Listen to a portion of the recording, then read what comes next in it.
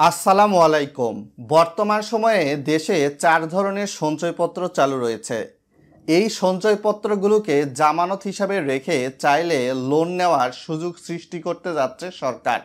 যেমনটা বিভিন্ন ব্যাংকের গ্রাহকরা এফডিআর করেন, এফডিআরটাকে জামানত হিসাবে বন্ধক রেখে সেই ব্যাংক থেকেই কিন্তু আবার লোন নিতে পারেন। ঠিক সেম টু সেম সঞ্চয়পত্র যারা ক্রয়ধারী রয়েছেন, এই সঞ্চয়পত্রটাকে আপনি জামানত বা লিয়েন হিসাবে রেখে কিন্তু লোন নিতে পারবেন। কবে থেকে এটি কার্যকর হচ্ছে, কত টাকা পর্যন্ত লোন নেওয়া যাবে, এছাড়াও ইন্টারেস্ট রেটটা কীরকম হবে, সঞ্চয়পত্র কোথায় জামানত বা বন্ধক রেখে ঋণ নিতে পারবেন, ইম্পর্ট্যান্ট এই ইনফরমেশানগুলো ভিডিওতে তুলে ধরব। তাই চ্যানেলে নতুন হলে সাবস্ক্রাইব করে ভিডিওতে লাইক করে লাইকের অংশীদার হয়ে যাবেন। সাধারণত ব্যাংকগুলোতে এফডিআর করলে এফডিআরের বিপরীতে সর্বোচ্চ 80 থেকে 90% পর্যন্ত কিন্তু লোন পাওয়া সম্ভব।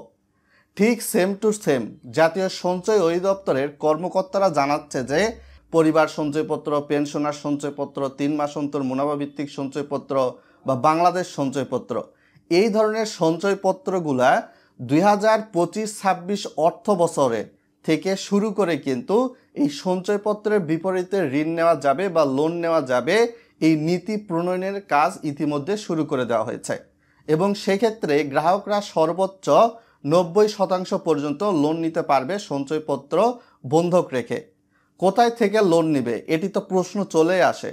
আপনি যেই ব্যাংক থেকে সঞ্চয়পত্র ক্রয় করেছেন সেই ব্যাংক থেকেই আপনি এই সঞ্চয়পত্র জামানত হিসাবে বন্ধক রেখে লোন নিতে পারবেন। তো এটা কিন্তু একটা ভালো সুযোগ, কেননা অনেক সময় অনেক মানুষ সঞ্চয়পত্র ক্রয় করে অর্থের প্রয়োজন হলে সঞ্চয়পত্রটাই কিন্তু ভেঙে ফেলতে হয়। সেক্ষেত্রে সঞ্চয়পত্রের বিপরীতে এখন পর্যন্ত বর্তমান সময়ে কোথাও থেকে কিন্তু ব্যাংক লোন পাওয়া যায় না।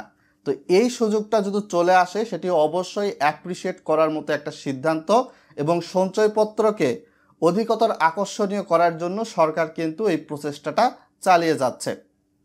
তো এইখান থেকে সাধারণত সঞ্চয়পত্রের বিপরীতে যদি লোন নেন তাহলে লোনের ইন্টারেস্ট রেটটা কত হবে।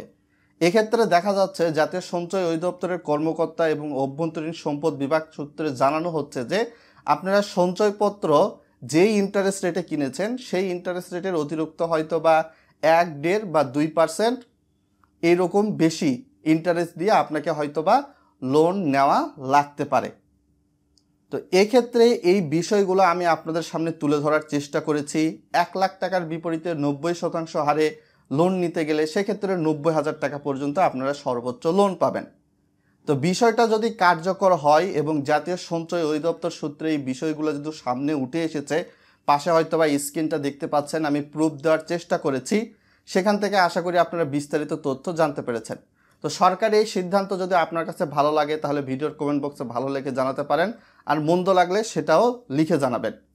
তো এই যে সঞ্চয়পত্রগুলো রয়েছে, সঞ্চয়পত্র আরও বেশি আকর্ষণীয় করার জন্য এই পুঁজিবাজার বা এক্সচেঞ্জ হাউস বা শেয়ার মার্কেটেও কিন্তু এই ট্রেজারি বন্ড বিলের মতো ক্রয় বিক্রির ব্যবস্থা চালু করা যায় কিনা জাতীয় সঞ্চয় অধিদপ্তর এবং অভ্যন্তরীণ সম্পদ বিভাগ এটা নিয়েও কিন্তু কাজ করছে।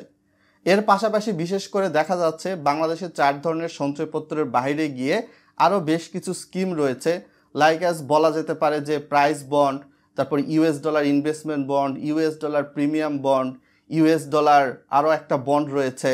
এই সকল বন্ডগুলোকে আকর্ষণীয় করার জন্য কিন্তু গভর্নমেন্ট কাজ ইতিমধ্যে শুরু করে দিয়েছে। তো আমাদের কিছুটা অপেক্ষা করতে হবে, 25-26 অর্থ বছর চলে আসতে আসতে আমরা এই সুখবরটা পেয়ে যাব। সেক্ষেত্রে সরকার একটা প্রজ্ঞাপন দিয়ে এই বিষয়টি জারি করবে। তো আমাদের অপেক্ষার প্রহর একটু হলেও কিন্তু গুনতে হচ্ছে। সকলে ভালো থাকবেন, আজকে এখান থেকে বিদায় নিচ্ছি।